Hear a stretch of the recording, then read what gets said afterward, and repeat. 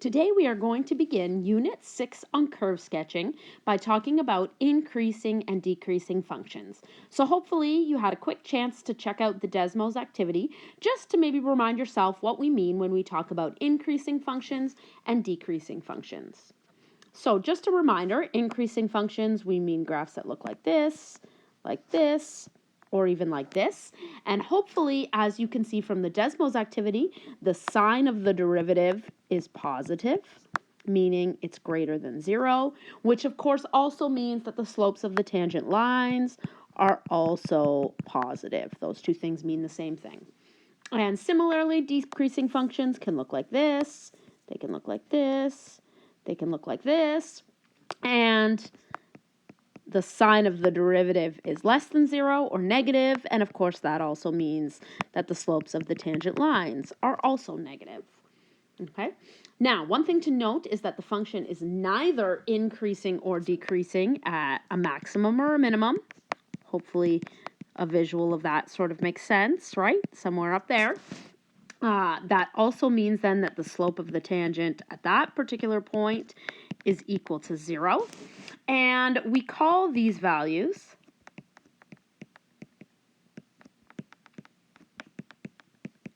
critical numbers. And we will use CN as our short form for critical numbers. So let's take a look at our first example. So in order to determine the intervals of increase and decrease for this function, we are going to first need to find the critical numbers. So let's go ahead and do that. The best you can do is pause the video, set your derivative equal to 0, and solve for x. That's how we find critical numbers.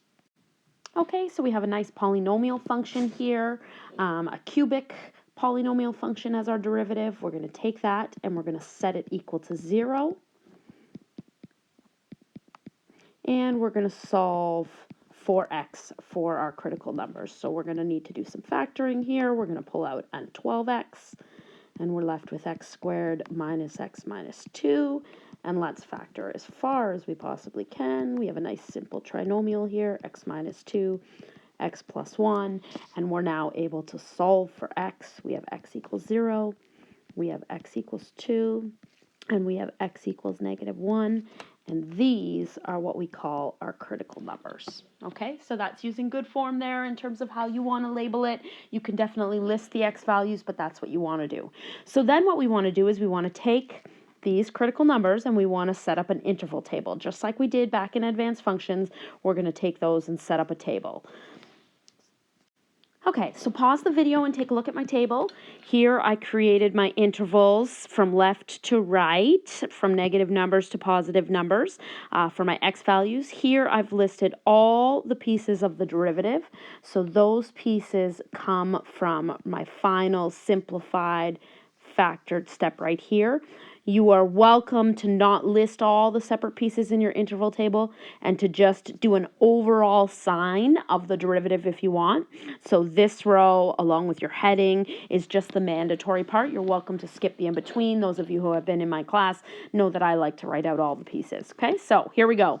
Values less than negative 1. I'm going to choose negative 2. This is negative. This is negative. This is negative. Overall sign of our derivative is negative. This means then that the function itself is going down. I like to write an arrow for that, but that of course means that the function is decreasing. Okay, you can write the word or the symbol, whatever works for you. Let's do the next one. So now we need to choose a number like negative 0.5.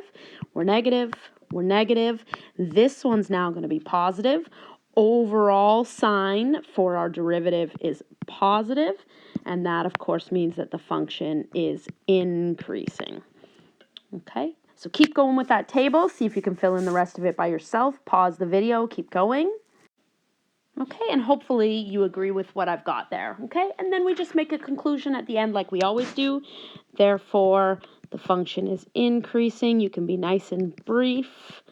When we have here between negative 1 and 0, so negative 1 is less than x is less than 0, and right here, Those are our increasing when x is greater than 2, and then decreasing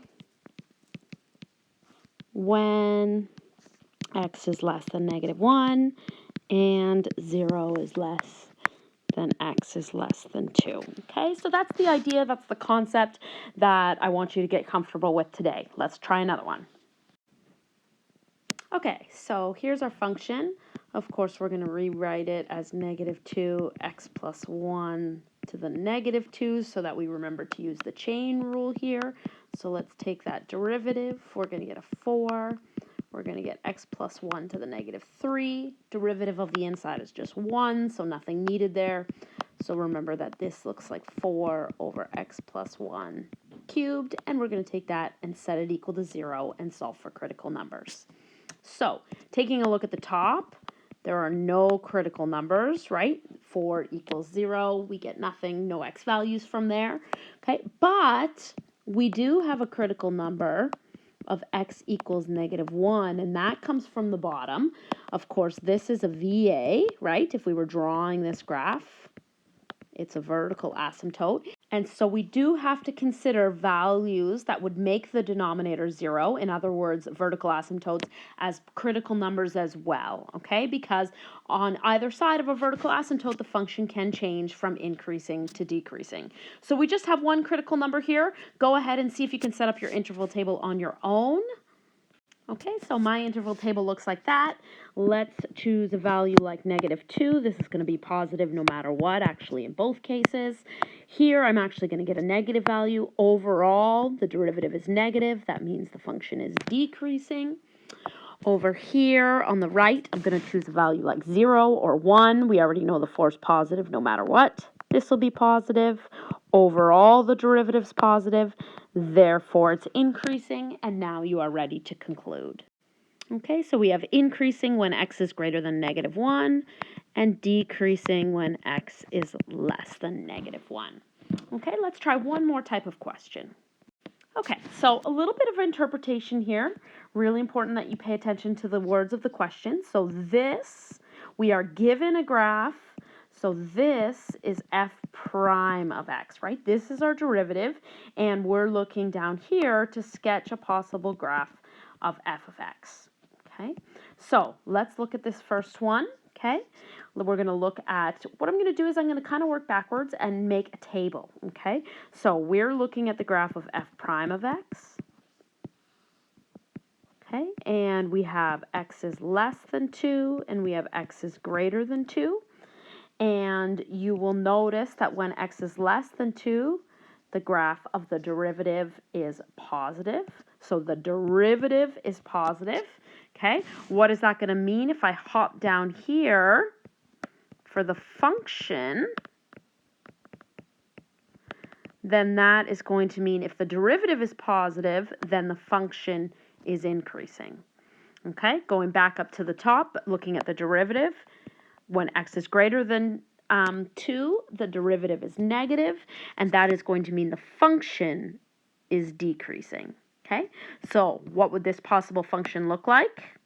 Everything changes at 2, so the function is going to increase till 2. Doesn't matter where you draw it on here, but increasing till 2 and decreasing after 2. So try to draw nice polynomial curves for these. Obviously, there are other options of what you could draw, but it's best if you relate it to polynomials a little bit. Okay, think about this as well from just an algebraic standpoint. This is a quadratic, and when we take the derivative of that, it of course is linear.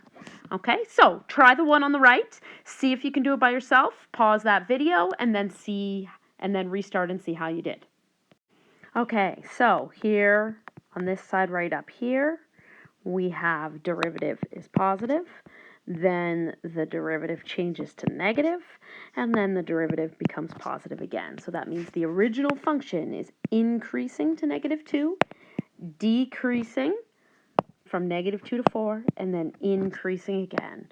So if this is -2 and this is 4, we are increasing to -2.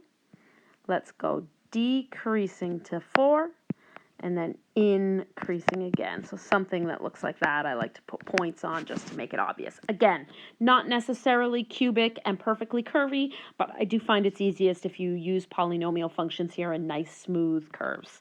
Okay, you're going to try a few more of these. There's a few on page 153. If you'd like to check them out, you can try a couple more, and then your homework is posted. Thank you.